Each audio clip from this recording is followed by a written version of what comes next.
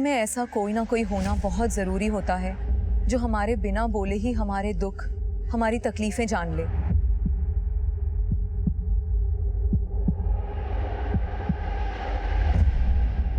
जब कोई हमसे सिर्फ और सिर्फ शिकायतों में बातें करता है तो एक वक्त के बाद हम उसे सुनना भी पसंद नहीं करते। हमें अपनी कमियां सुनना ना अच्छा नहीं लगता, क्योंकि आईना देखने से ज़्यादा इंटरेस्ट हमें आईना दिखाने में होता है।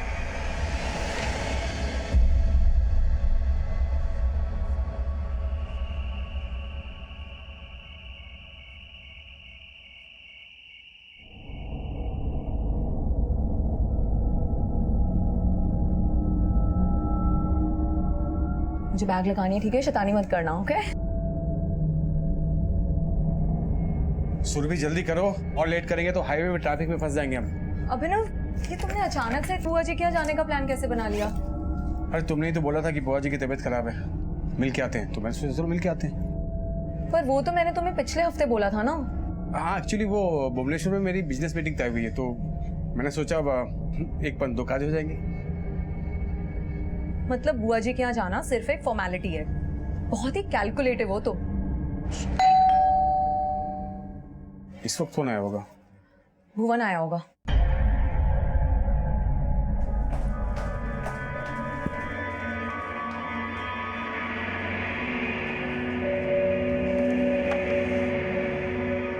भाभी, आपने एंटी वॉमिटिंग टैबलेट्स रख ली ना? तो सिर्फ यही पूछने के लिए इतनी रात को यहाँ पर आया है? अरे नहीं भैया, मैं तो बस यूं ही, मुझे लगा अगर आप लोगों को जरूरत होगी तो। अरे जरूरत होती तो मैं खुद तुझे फोन करके बुला लेता। पर भैया, मुझे तो लगा कि आप मुझसे कहेंगे कि मैं सुरभि भाभी को उनकी बुआ से मिलवा लाऊं। हाँ, मैंने सोचा कि इस बार सुरभि को मैं खुद साथ लेके जाऊं। हाँ, एक पंथ दो काज।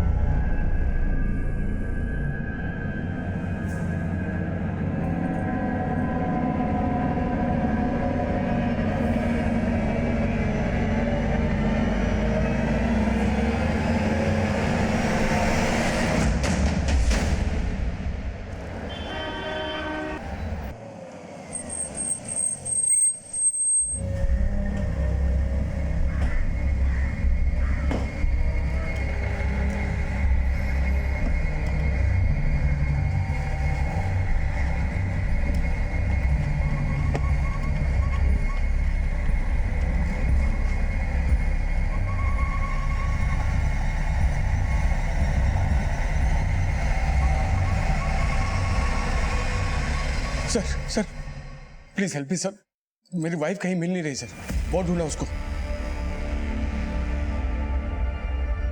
जरा ठीक से बताइए क्या हुआ था? सर, हम बोलगंज में रहते हैं। आज मॉर्निंग में मैं, मेरी वाइफ सुरभि और मेरी बेटी रिद्धि बोलगंज से भुवनेश्वर जाने के लिए निकले थे सर। भुवनेश्वर को कोटी की जगह? सर, भुवनेश्वर में मेरी वाइफ सुरभि की बुआ रहती है सर, वहीं जा रहे थे हम।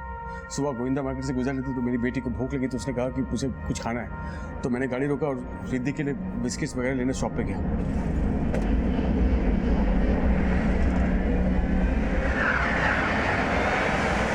बेटा, चॉकलेट एंड बिस्किट, पानी भी लो। बेटा, मम्मी कहाँ है? पता नहीं। बाहर गई थी क्या? नहीं।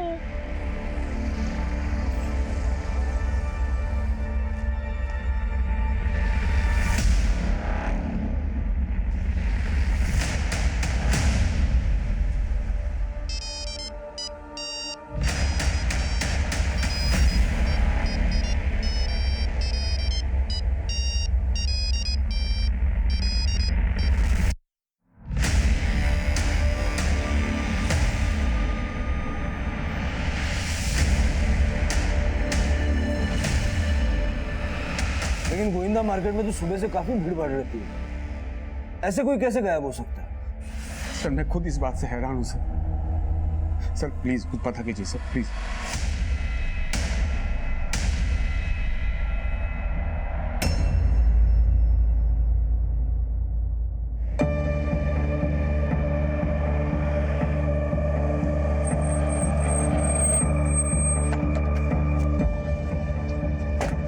सर गाड़ी हमने यहीं रोकी थी सर। बच्ची को भूख लगी थी तो मैं बिस्किट वगैरह लेने गया तो आके देखा तो मेरी वाइफ बैठी नहीं थी। तो मैंने आसपास सबको पूछा सर, लेकिन किसी को कुछ पता नहीं था सर। विवेक, आसपास पूछताछ करो, देखो किसी ने कुछ देखा क्या। वक्त क्या हो रहा था उस समय? सर करीबन सुबह के 7 बजे होंगे। 7। हाँ। आइए।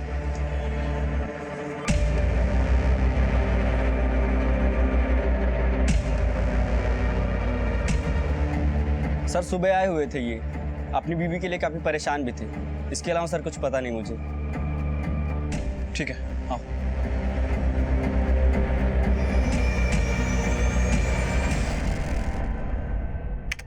सर सुबह 7:13 पर इसकी कार यहाँ आके रुकती है।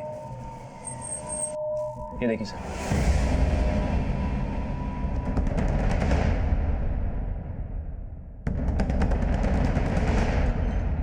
बच्ची को ले जाओ।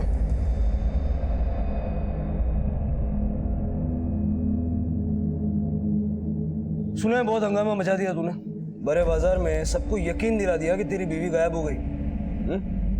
चाल बहुत अच्छी थी लेकिन कामयाब नहीं हुई। कैसी चाल सर? आप ये क्या बोल रहे हैं, मुझे कुछ समझ में नहीं आ रहा। नौटंकी बंद कर। जब तू गोविंदा आया तेरी गाड़ी में तेरी बीवी थी नहीं। अब ये पुलिस के पास मिसिंग कंप्लेंट लिखवाने के लिए आ गया। क्या किया अपनी बीवी के साथ? सर मैं झूठ नहीं बोल रहा सर, वो गाड़ी में बैठी थी सर।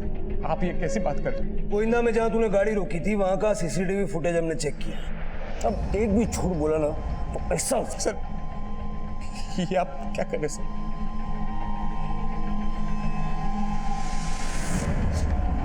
मुझसे बहुत बड़ी गलती हो गई सर, मुझसे बहुत बड़ी गलती हो गई। अब मुझे याद आया सर, गोविंदा से पहले मैंने माक्सी में गाड़ी रोकी थी और वो सर वो गाड़ी सुरभि ने रुकवाई थी सर।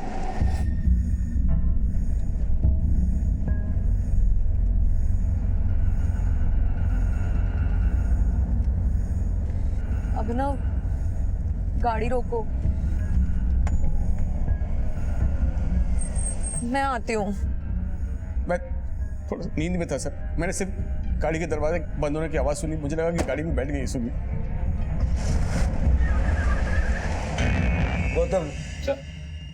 ये माकची से गोविंदा 26-27 किलोमीटर होगा ना? सर 30 किलोमीटर से कम नहीं है। 30 किलोमीटर। और ये बोल रहा है कि 30 किलोमीटर तक इसे रियलाइज नहीं हुआ इसकी बीवी गाड़ी में है या नहीं। क्या करें इसका? सर कहो तो इसकी धुनाई कर दूं, सब कुछ सच बोलने सर लगेगा। आप लोग मेरी बात का यकीन क्यों नहीं करते सर?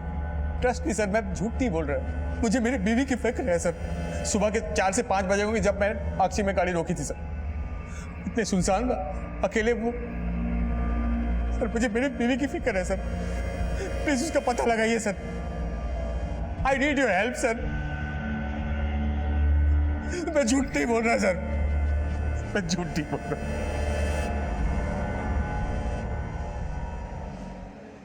बेटा तुम लोग जब कार से आ रहे थे मम्मी थी? हाँ, बेटा जब मम्मी गाड़ी में थी तो कहाँ चली गई? मुझे पता नहीं, मैं तो सो रही थी। फिर मैं उठी, फिर मुझे भूख लगी। फिर तुम्हारे पापा तुम्हारे लिए बिस्किट चॉकलेट लाए और पूछा मम्मी कहाँ है। लेकिन मम्मी तो नहीं थी ना, कहाँ गई? रिद्धि बेटा, मैंने बीच में एक बार गाड़ी भी रोकी थी। बस हमने पूछ लिया जो पूछना था। सर इसका मतलब यह है कि अभिनव ने अपनी बीवी के साथ जो कुछ भी किया वो तब किया जब इसकी बेटी सो रही थी। सर इसकी बातों पे भरोसा नहीं किया जा सकता।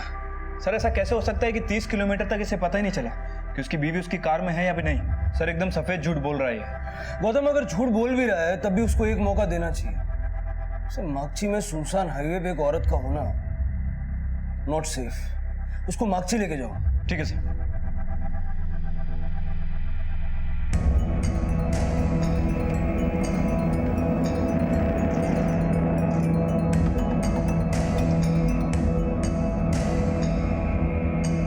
कुछ याद आया? सब लगता तो यही है, लेकिन मैं श्योरली नहीं बोल सकता सर।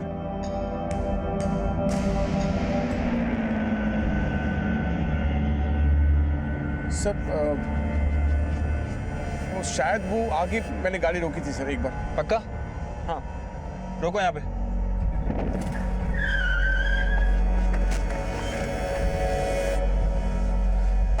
जगह शायद मैंने यही गाड़ी रोकी थी सर। आसपास देखो, इसकी बीवी को किसी ने देखा है क्या? Okay sir.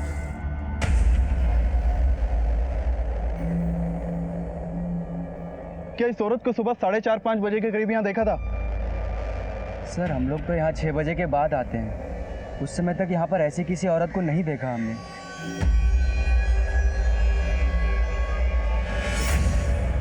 अब मैं कोई कहानी सुनना नहीं चाहता।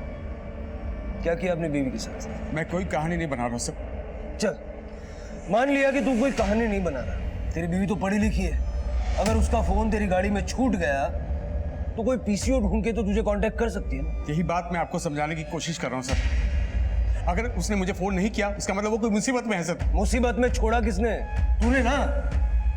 क्या पता तेरा क्या इरादा था सर। लेकिन आप ये मुझे, मैं यहाँ पर आया बीवी की मिसिंग रिपोर्ट लिखाने, आप मुझे यहाँ पर। इसके परिवार का पूरा डिटेल्स लो इससे और फिर इसको तोड़ के पूछो कि बीवी के साथ क्या किया। सर ये आप गलत कर रहे हैं सर। सर ऐसा मैंने कुछ नहीं किया सर।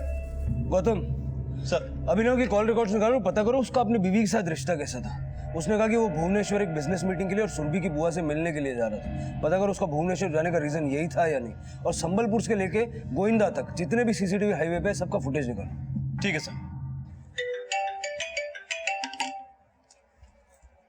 हेलो। अभिनव के भाई भुवन बात कर रहे हो? हाँ, लेकिन आप कौन बोल रहे हैं? मैं गोविंदा पुलिस से PSI गौतम बात कर रहा हूँ। जी, सुरभि मेरी बड़ी बहन का नाम है। क्या? दीदी गायब है?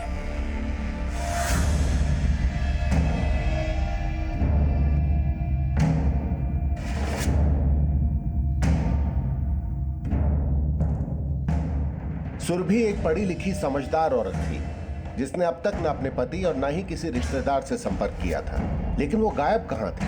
पुलिस उसको ढूंढने के लिए हर संभव प्रयास कर रही थी, लेकिन उसका मिलना नामुमकिन सा लग रहा था।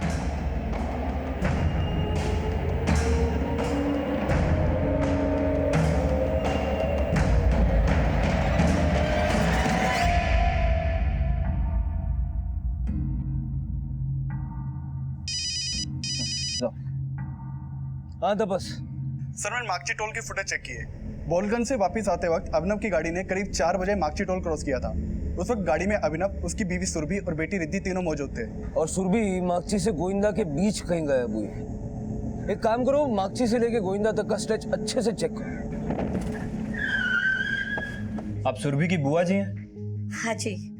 हमें पता चला है कि सुरभि अपनी बेटी और अपने पति के साथ यहाँ आपसे मिलने आने वाली थी, लेकिन उसके पति अभिनव ने उसकी मिसिंग कंप्लेंट की है। हमें लगता है कि सुरभि के गायब होने में अभिनव का ही हाथ है। सर आपको जरूर कोई गलत फहमी हो रही है। भैया से भूल हो सकती है, लेकिन वो भाभी के साथ कुछ गलत नहीं कर सकते। तुम अपने भाई की बात का यकीन आसानी से कर सकते हो, हम नहीं। 30 किलोमीटर तक उसने रियलाइज नहीं किया कि उसकी बीवी गाड़ी में है या नहीं। उसको भूल बोल रहे हो तुम? सर भैया ऐसा कर सकते, और काम की धुन में उन्हें आगे पीछे का कुछ दिखाई नहीं देता है। वो तो पहले भी ऐसा कर चुके।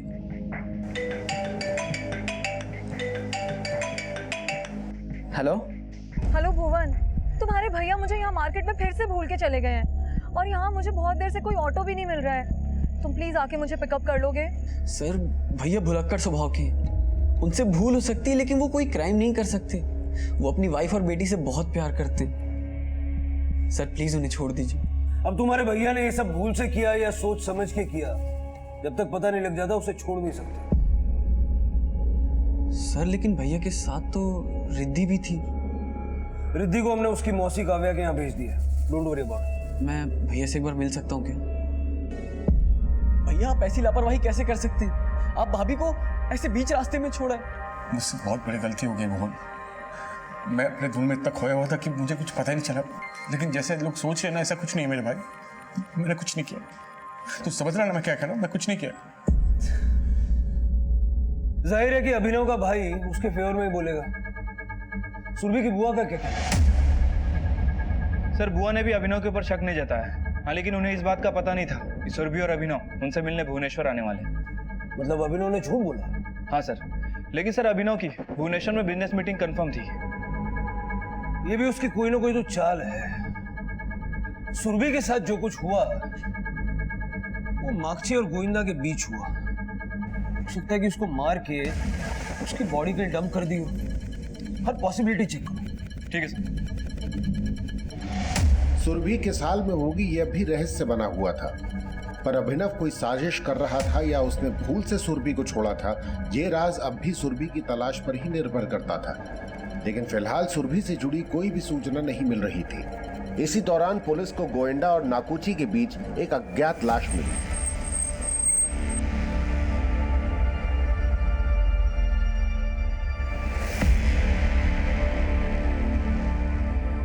सर, कुछ टाइम से अभिनव का बिजनेस अच्छा नहीं चल रहा था और तब से वो बहुत परेशान रहने लगा था और इसी वजह से उन दोनों में झगड़े होने लगे थे। किस तरह के झगड़े? अब सर, किसी के घर के अंदर तो झांक के देखा नहीं जा सकता, लेकिन मुझे तो लगता है उन दोनों के झगड़े के पीछे अभिनव के भाई भुवन का हाथ है।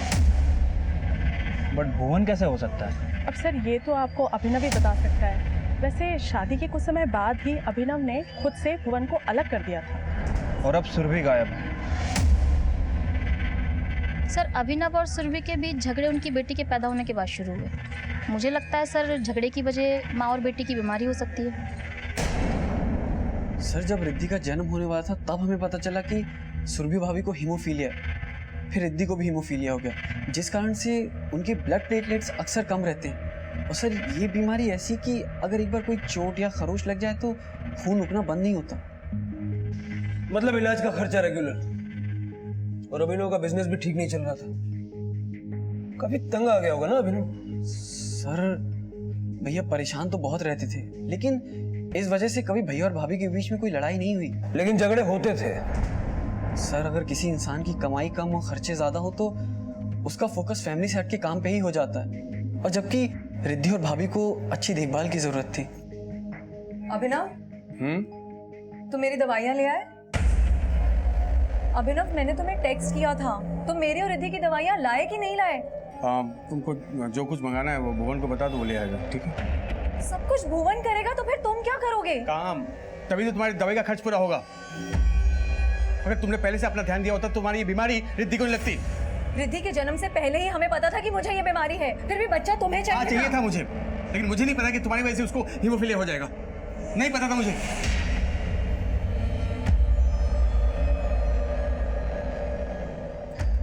सर, हो सकता है कि सुरभि की बीमारी के खर्चों से तंग आकर उसने सुरभि को गायब कर दिया। लेकिन हीमोफीलिया उसकी बेटी को भी। सर, हो सकता है कि बेटी को सिंपैथी पाने के लिए रखा ताकि उसके झूठ पे पर्दा डाल सके। हेलो, सुरभि हीमोफीलिया की मरीज थी, हो सकता है उसके साथ ऐसा कुछ हो गया हो जिससे वो हॉस्पिटलाइज हो गई। लेकिन सर, मार्क्सी और गोंदिया के बीच जितने भी हॉस्पिटल है मैंने सभी जगह चेक किया, सुरभि के बारे में कोई लीड नहीं मिली है। सर, मार्क्सी पुलिस स्टेशन से कॉल आया था। कल उन्हें मार्क्सी गोविंदा हाईवे के ऊपर एक औरत की लाश मिली थी। सुरभि? सर, उन्हें जो लाश मिली वो जंगली जानवरों ने आधी खाई हुई थी। लाश को पहचानना मुश्किल हो रहा है, शायद हो सकता है वो सुरभि ही हो।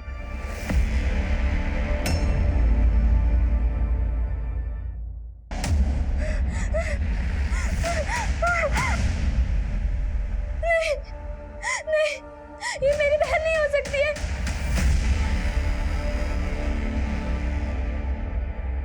सर, मैं कोई चाल नहीं चल रहा सर, मैं आपको बोल रहा हूँ मैंने कुछ नहीं किया।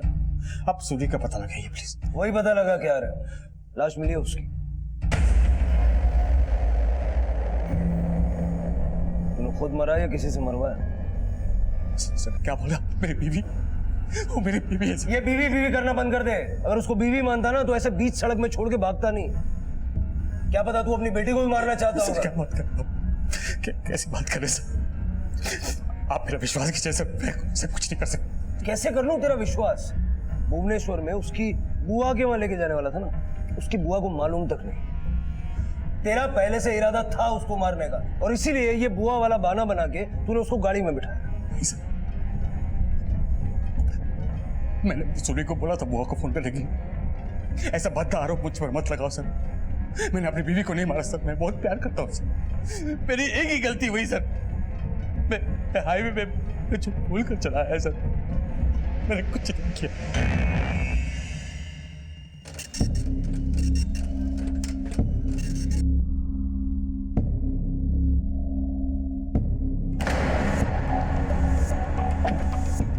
सर, मैंने अभिनव के कॉल रिकॉर्ड चेक किए सर, उसके रिकॉर्ड में किसी भी सुपारी किलर का नंबर नहीं मिला है। लेकिन सर, कॉल रिकॉर्ड के हिसाब से दिन में घंटों बात किया करते थे जीजा और साली।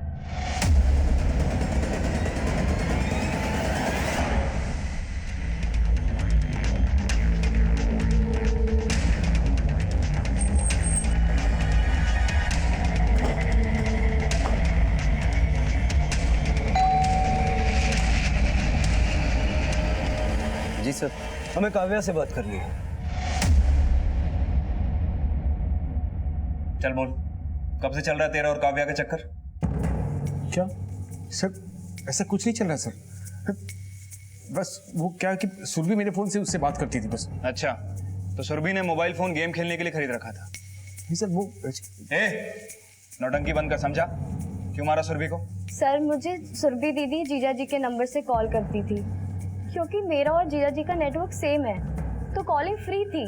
तुम दोनों का सिर्फ मोबाइल नेटवर्क नहीं, इरादे भी सेम थे, सुरभि को खत्म करने। और ये फ्री कॉलिंग वाली बात तुम दोनों के प्लानिंग का हिस्सा है। सर आप ये क्या बोल रहे हैं? जीजा जी दीदी को बीच रास्ते में भूल आए और आप मुझे। तो तुम्हारे कहने का मतलब है कि तुमने कुछ नहीं किया, जो कुछ भी किया वो अभिनव ने किया। नहीं सर, जीजा जी दीदी के साथ ऐसा कर ही नहीं सकते। हाँ ये बात सच है कि वो भुलक्कड़ है। लेकिन तुम्हें रोज फोन करना वो भूलता नहीं था। सर मैं कह रही हूँ ना, सुरभि दीदी मुझे जीजा जी के नंबर से कॉल करती थी।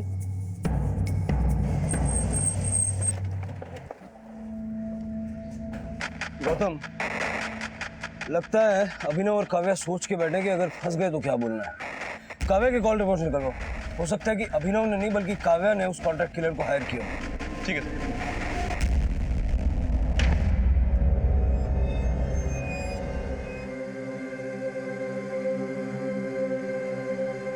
सुरभि को गायब हुए 15 दिन बीत चुके थे। क्या वो किसी बड़ी मुसीबत में थी या फिर किसी अपराध का शिकार बन चुकी थी? वहीं उसकी बेटी अपनी मां के इंतजार में थी, जो अब मजबूरन अपने पिता से भी दूर हो चुकी थी।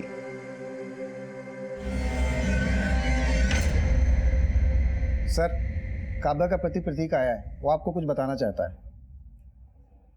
भेजो। Okay sir. सर मैं मर्चेंट नेवी में जॉब करता हूँ। 6 महीने घर पर रहता हूँ और 6 महीने ड्यूटी पर। मुझे हमेशा से शक था कि मेरी बीवी काव्या का अफेयर किसी ना किसी के साथ जरूर होगा, लेकिन मुझे अंदाजा भी नहीं था कि उसका अफेयर उसी के जीजा अभिनव से होगा। तो जैसे आपको शक था, हो सकता है सुरभि को भी शक रहा हो। कभी सुरभि ने इस बारे में आपसे बात करने की कोशिश की? सर मेरी काव्या की बहन से कोई बोलचाल नहीं थी। मुझे तो लगता था कि वो भी ऐसी ही होगी जैसी काव्या थी। क्या मतलब?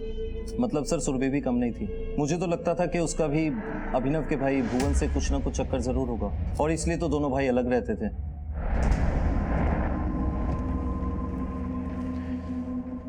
सर ये तो काव्या का हस्बैंड प्रतीक है, ये यहाँ क्यों आया था? सुरभि और काव्या का कैरेक्टर बताने के लिए आया था। कह रहा था कि अभिनव और काव्या का ही नहीं, सुरभि और भुवन का भी अफेयर हो सकता है। लेकिन सर मैंने अभिनव और काव्या इन दोनों के फ़ोन रिकॉर्ड चेक किए। सर दोनों के फ़ोन रिकॉर्ड में कुछ भी सस्पिशियस नहीं मिला है, और जब जब इन दोनों की फ़ोन पे बात होती थी, अभिनव की फ़ोन लोकेशन हमेशा उसके घर की रही थी। सर मुझे लगता है इस प्रतीक का ऐसा बयान देना, इसका मकसद कुछ और ही है।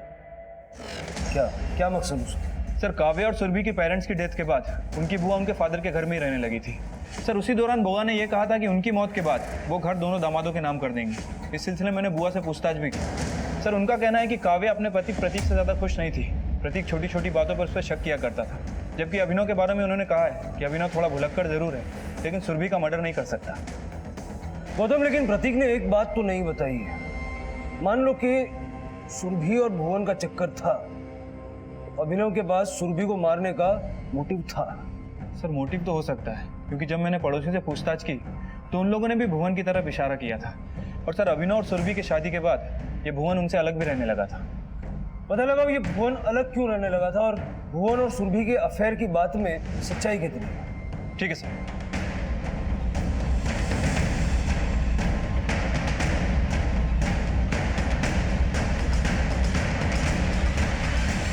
अभिनव और सुरभि की शादी से पहले दोनों भाइयों में बहुत प्यार था, लेकिन शायद शादी के बाद सुरभि को लेकर दोनों भाइयों में झगड़ा हुआ।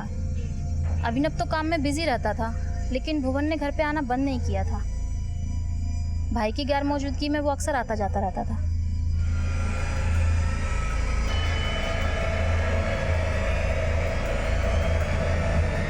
सर आप ऐसा सोच भी कैसे सकते? भैया के पास टाइम नहीं रहता था और भाभी और रिद्धि की तबीयत खराब रहती थी, इसीलिए मैं उनकी देखभाल के लिए वहां आता जाता था।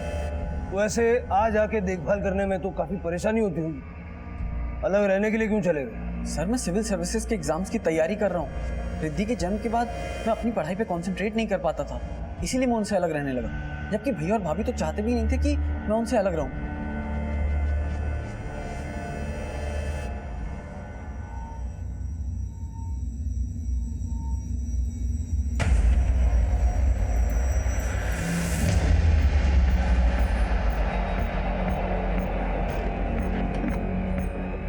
सर, माक्सी गोविंदा हाईवे के पास जिस औरत की बॉडी मिली थी वो सुरभि नहीं है। सुरभि की उम्र 30 साल है और वो हीमोफीलिया की पेशेंट है, जबकि जो बॉडी हमें मिली है उसकी उम्र 40 साल है और उसमें हीमोफीलिया के सिम्टम्स नहीं मिले।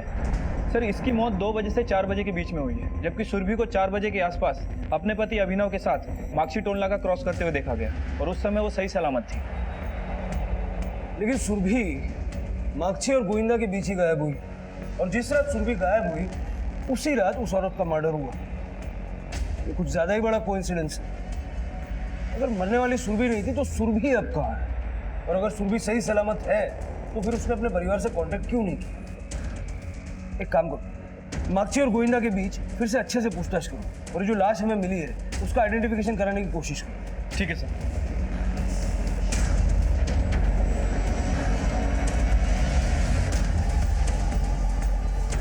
सुरभि अब कहां थी, ये रहस्य अब और भी गहरा होता जा रहा था, और सुरभि के गायब होने से अब इस केस में ऐसे सवाल खड़े होने वाले थे जो पुलिस की थ्योरी में 180 डिग्री का घुमाव लाने वाले थे। हेलो सर, मैं बोलगंज पुलिस स्टेशन से सब इंस्पेक्टर जीवन बोल रहा हूँ। जी कहिए। सर, मुझे सुरभि के मिसिंग केस के बारे में पता चला तो सोचा आपसे बात करूं। कुछ साल पहले सुरभि ने अपने पति अभिनव के खिलाफ डोमेस्टिक वायलेंस का केस फाइल किया था। उसके बाद हमने उसके पति को अरेस्ट भी किया, बट उसने तुरंत केस वापस भी ले लिया। सुरभि जी, जब आपको केस वापस ही लेना था तो आपने अपने पति के खिलाफ केस फाइल ही क्यों किया? सर, मैं सिर्फ अभिनव को सबक सिखाना चाहती थी कि मैं कोई अबला नारी नहीं हूँ। आपको अंदाजा भी है आपके केस वापस लेने के बाद वो आप पर मानहानि का मुकदमा कर सकता है। सर, ना तो उसके पास इतना वक्त है और ना ही ये सब करने के लिए दिमाग। बस मैं चाहती हूँ कि वो मुझ पर फिर से हावी ना हो। गौतम, अगर अभिनव को नीचा दिखाने के लिए सुरभि झूठी पुलिस कंप्लेंट फाइल कर सकती है तो अभिनव से हमेशा के लिए छुटकारा पाने के लिए कोई बड़ा गेम भी खेल सकती है। सर, मैं कुछ समझा नहीं।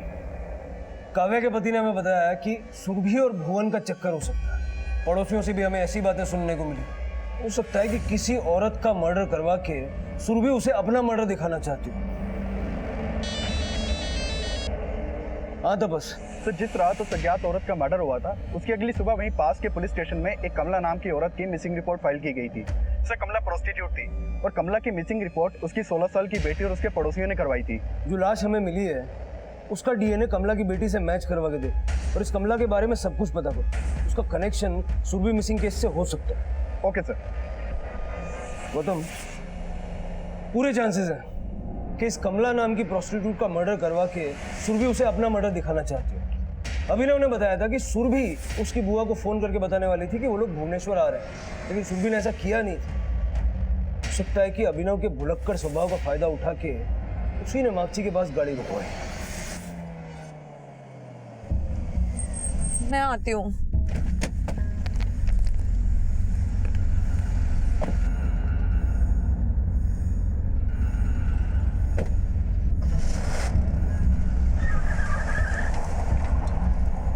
उसे यकीन होगा कि अभिनव गाड़ी में उसकी एब्सेंस को नोटिस नहीं करेगा। लेकिन सर, जो बॉडी मिली थी पोस्टमार्टम रिपोर्ट के हिसाब से उसकी मौत सुरभि के माक्सी पहुंचने से पहले हो चुकी थी।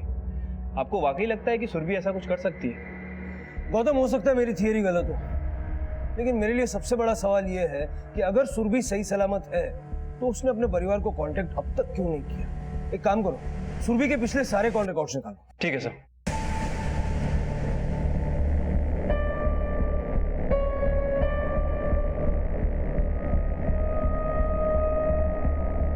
सर, पहले आपने बोला कि मैंने सुरभि को मार दिया, अब आप ये बोल रहे हैं कि सुरभि ने किसी और औरत को मरवा के ये साबित करने की कोशिश करी कि वो जिंदा नहीं है।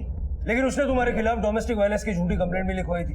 हाँ, क्योंकि वो मुझसे गुस्सा थी सर, लेकिन जैसा आप सोच रहे हैं ऐसा कुछ नहीं है सर। तुम्हें भी ऐसा ही लगता है? हाँ सर, भाभी ऐसा नहीं कर सकती। अगर ऐसा कर नहीं सकती तो फिर गायब क्यों?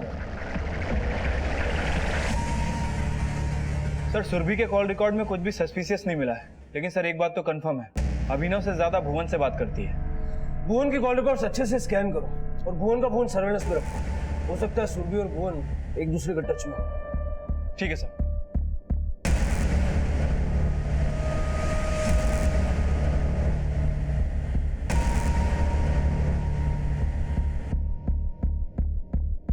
सुरभि का गायब होना सुरभि के चरित्र और भूमिका पर कई सवाल खड़े कर रहा था, पर हकीकत क्या वाकई ऐसी ही थी जैसा अनुमान लगाया जा रहा था?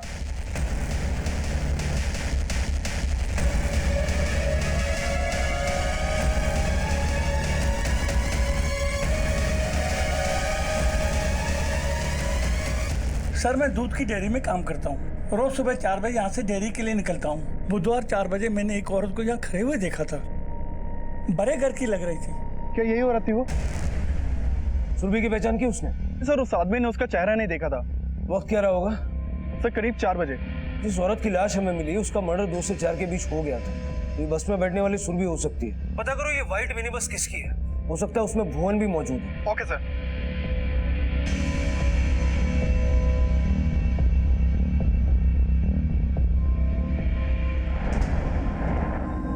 अभिनव, तुम मेरा फोन क्यों नहीं उठा रहे थे?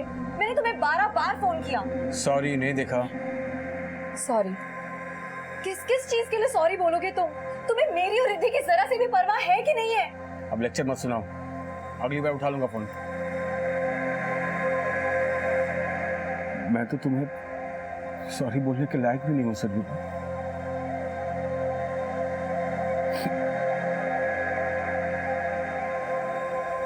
सर, मैंने भुवन के कॉल रिकॉर्ड्स और एलिबाई चेक किए। सर, उसके कॉल रिकॉर्ड में कुछ भी सस्पिशियस नहीं मिला। लेकिन जिस सुबह सुरभि और अभिनव शहर से निकल रहे थे, भुवन की लोकेशन अगली शाम तक बोलगंज में ही थी। यहाँ आसपास कोई बस स्टॉप है या कोई ऐसा इंसान जिसके पास सफेद मिनी बस हो? यहाँ ऐसा कोई नहीं, पर हाँ, वहाँ कंस्ट्रक्शन साइट में मजदूर लोग हैं, वो मिनी बस का इस्तेमाल करते हैं। सर, हमारे कंस्ट्रक्शन कंपनी में एक वाइट कलर का मिनी बस है। उस बस को हम अपने मजदूरों को लाने ले जाने के लिए इस्तेमाल करते हैं। 18 मार्च की रात को उस मिनी बस से कौन कौन मजदूर गया था? 18 मार्च? सर, 18 मार्च की रात को काफ़ी लेट नाइट तक काम चलता रहा और उस बस में भंडारी, गोलू, अजीत, सल्लू और बस का ड्राइवर करीम था। सर, अभी कहाँ है ये सब लोग? सर, उसके अगले दिन से कोई भी काम पे नहीं आया और अजीत बस लौटाने आया, उसके बाद से वो भी गायब। ये लोग रहते कहाँ हैं? सर, कुछ आइडिया नहीं है। गौतम, भंडारी, गोलू, सल्लू, अजीत, करीम और इन सबका लुकआउट नोटिस जारी करो। पता लगाओ ये लोग कहाँ छिपे हो सकते हैं। ठीक है सर।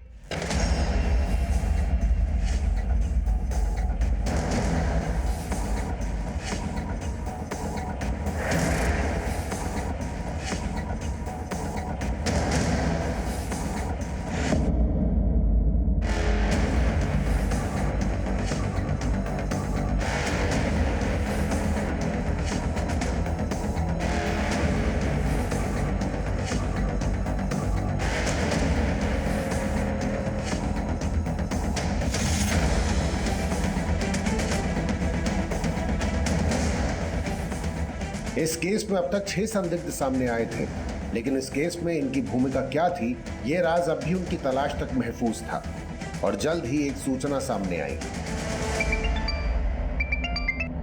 हाँ तपस, ठीक है सर। उन 6 लोगों में से 4 लोगों का पता चल गया है।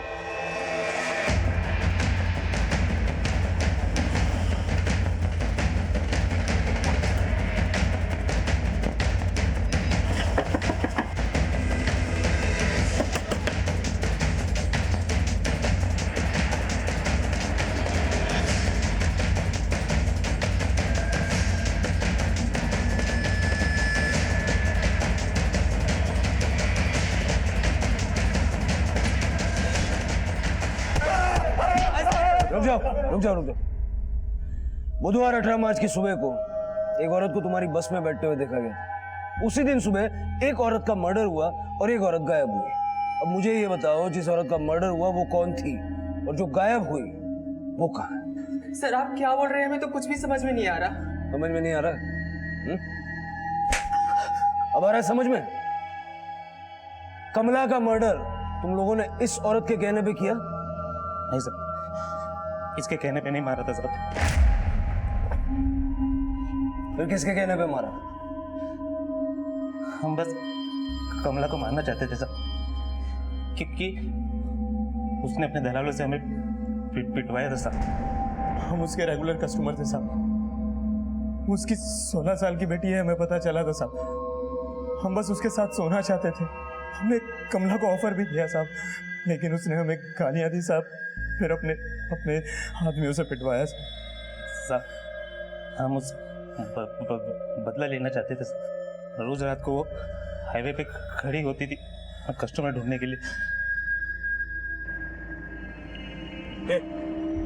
साइड में लगा, साइड में लगा। तुमने सुरभि के कहने पे कमला का मर्डर नहीं किया, जानते हो ना इसको? जानते हो? बोलो। हाँ साहब, उस दिन कमला को मारने के बाद ये हमें हाईवे पे ही दिखाई दी थी साहब। साइड में लगा। उस औरत ने बोला कि आप प्लीज मुझे थोड़ा आगे तक लिफ्ट दे देंगे? ठीक है, बैठिए।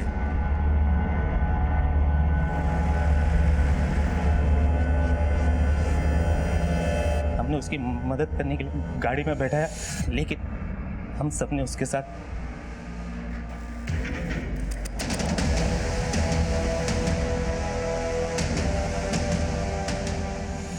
फिर क्या किया उसके साथ? मार दिया? हम तो उसे मारना चाहते थे साहब, लेकिन ये करीम और भंडारी के कहने पे उसे छोड़ दिया साहब। हमने उसे नहीं मारा साहब। करीम और भंडारी का? हाँ, हमें नहीं पता सर। ये लोग तो बोल रहे हैं कि इन्होंने सुरभि का रेप किया और फिर छोड़ दिया। झूठ बोल रहे हैं। या तो उन्होंने उसे कहीं बेच दिया है, या किडनैप करके कहीं रखा है, या फिर मार के कहीं फेंक दिया। एक काम करो, किसी भी तरह इनसे उगल हो, भंडारी और करीम का। कम बैक सुरभि, प्लीज आ जाओ। पापा, आपको पता है जब मैं आपका वेट करती थी और आप नहीं आते थे, तब मम्मा कहती थी कि गॉड से प्रे करो और बोलो कि पापा जल्दी वापस कर आ जाए। मैं गॉड से प्रे करती थी और आप आ जाते थे, इसलिए हम गॉड से प्रे करते हैं। देखना मम्मी भी आ जाएगी। हाँ, मम्मी आ जाएगी, मम्मी आ जाएगी, आ जाएगी। साहब बताता हूँ साहब, भंडारी का हमें नहीं पता साहब, लेकिन करीम का गांव बिलासपुर में है साहब।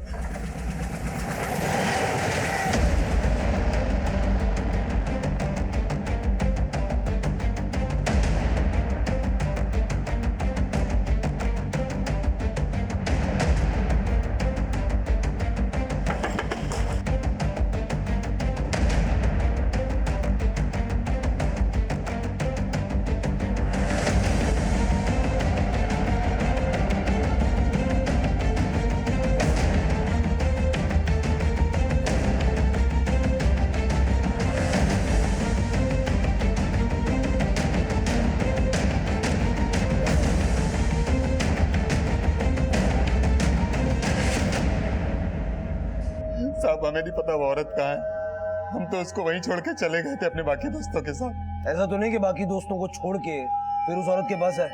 नहीं साहब, हमने उसके बाद कुछ नहीं किया साहब, हमें नहीं पता वो औरत कहाँ है साहब। सर 6 के 6 को बहुत पीटा, लेकिन सभी का यही कहना है कि सुरभि का रेप किया और उसे जिंदा छोड़ दिया। गौतम, एक हीमोफीलिया की पेशेंट का गैंगरेप होता है, उसकी तो ब्लीडिंग से आधी जान निकल गई होगी, और वो मर गई है तो हमें उसकी लाश क्यों नहीं मिली? और अगर वो जिंदा है तो वो कहाँ है, किस हाल में? गैंग रेप की पीड़िता सुरभि एक बार फिर से ऐसा रहस्य बन गई थी जिसके सिरे भी गुम नजर आ रहे थे। क्या सुरभि फिर से किसी और के अपराध का शिकार हुई थी? क्या वो अब भी अस्तित्व में थी?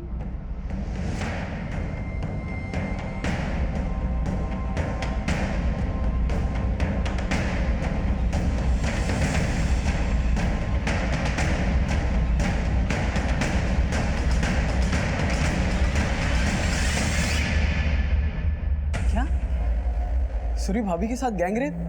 पर सर अभी भाभी है कहाँ? देखो, सुरभि के साथ जो कुछ हुआ उसके बाद तो नहीं लगता कि वो जिंदा भी होगी। सर प्लीज ऐसा मत बोलिए, वरना भाभी के बिना भैया और रिद्धि एकदम टूट जाएंगे। हम उसे ढूंढने की पूरी कोशिश कर।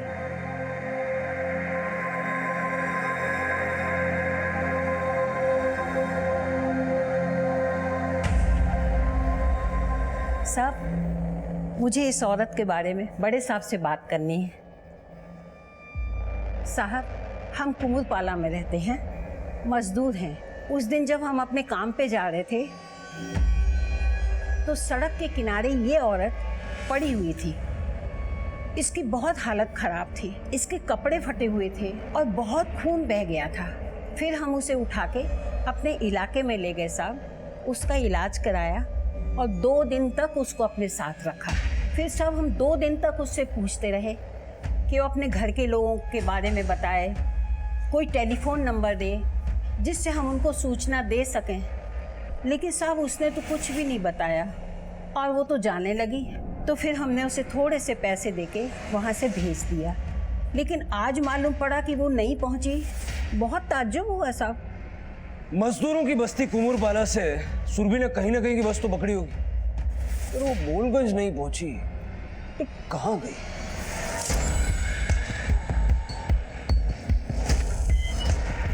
हाँ सर, इस औरत ने कुमुरपाला से बस पकड़ी थी।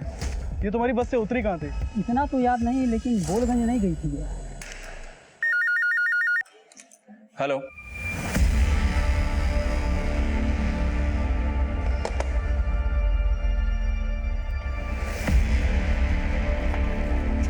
चालू है।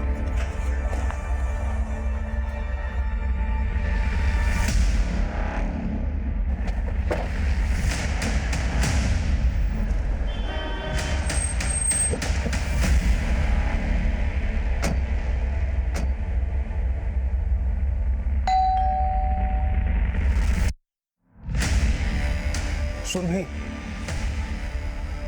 सर अभिनव उस रात सिर्फ मुझे रास्ते पर ही नहीं भूला, बल्कि उसने ये साबित कर दिया कि उसके जीवन में मेरी कोई अहमियत नहीं है। वो पहले भी मुझे रास्ते पे भूल के छोड़ के जा चुका था, लेकिन इस बार उसकी ये भूल मेरे जीवन का अभिशाप बन गई।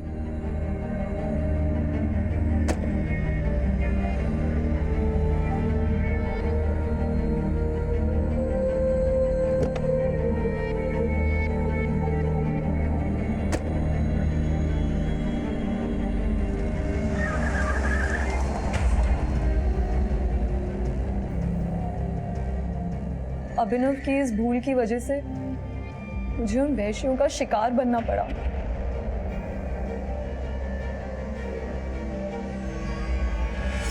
एक कमरे में रहते हुए भी उसे ये पता ही नहीं होता था कि मैं वहां हूं भी कि नहीं। और उस रात भी मैं तो वहां मरी गई होती सर, अगर उन लोगों ने मेरी मदद ना की होती। तुम्हारे साथ इतना सब कुछ हो गया, तुमने अपने परिवार से कांटेक्ट नहीं किया? किस मुंह से कॉल करती उन्हें सर, और ये बताती कि मेरे साथ जो कुछ भी हुआ वो अभिनव की भूल थी, या फिर उस इंसान को फोन करती जिसके पास हमेशा एक ही जवाब होता है, गलती हो गई, सॉरी। जब भी नजदीकी रिश्तों में दूरियों की खाई जगह बनाने लगे तो एक बार ठहर कर ये जरूर सोचना चाहिए, क्या हम अपनों से दूर भाग रहे हैं या खुद से? क्योंकि कभी कभी हमें एहसास भी नहीं होता कि दुनियादारी के बड़े बड़े फायदों के लिए हम रिश्तों के उन छोटे छोटे जज्बातों को नजरअंदाज कर देते हैं, जिनके बिना दुनिया भले ही चल सकती है, लेकिन रिश्ते बिना जज्बातों के और जिंदगी बिना रिश्तों के कभी निभ नहीं सकती। मुझे एक मौका और दो, आई नीड यू। ये एहसास मुझे हमारे दूर जाने के बाद, आई एम सॉरी।